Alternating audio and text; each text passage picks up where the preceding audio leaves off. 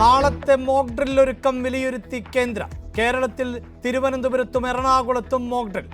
ഇന്ത്യയുടെ സൈനിക നീക്കം ഏത് സമയത്തും ഉണ്ടാകാമെന്ന് പാകിസ്ഥാൻ. പഹൽഗാം ആക്രമണത്തിൽ പങ്കില്ലെന്ന പാക് വാദം തള്ളി UN സുരക്ഷാ കൗൺസിൽ.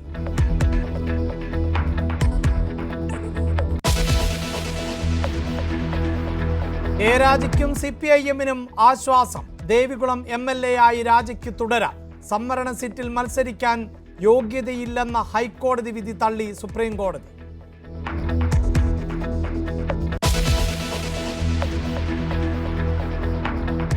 തിരുവനന്തപുരം കാട്ടാക്കടയിൽ 15-കാരനെ കാറിടിപ്പിച്ചു കൊന്ന കേസിലെ പ്രതിക്ക് ജീവപര്യന്തം കഠിന തടവ്.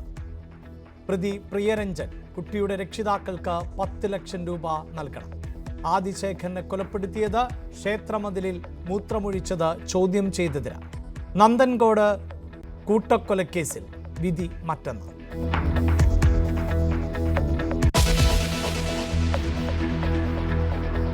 വേടന്റെ അറസ്റ്റിൽ ഫോറസ്റ്റ് റേഞ്ച് ഓഫീസർക്ക് സ്ഥലം മാറ്റം. സർക്കാർ ജീവനക്കാരുടെ പെരുമാറ്റച്ചട്ടം റേഞ്ച് ഓഫീസർ പാലിച്ചില്ലെന്ന് വനം മന്ത്രി.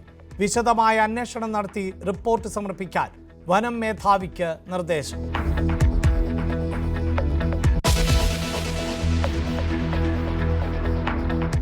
ഗവർണർക്കെതിരായ സുപ്രീം കോടതിയിലെ ഹർജി പിൻവലിക്കാൻ അപേക്ഷ നൽകി കേരളം.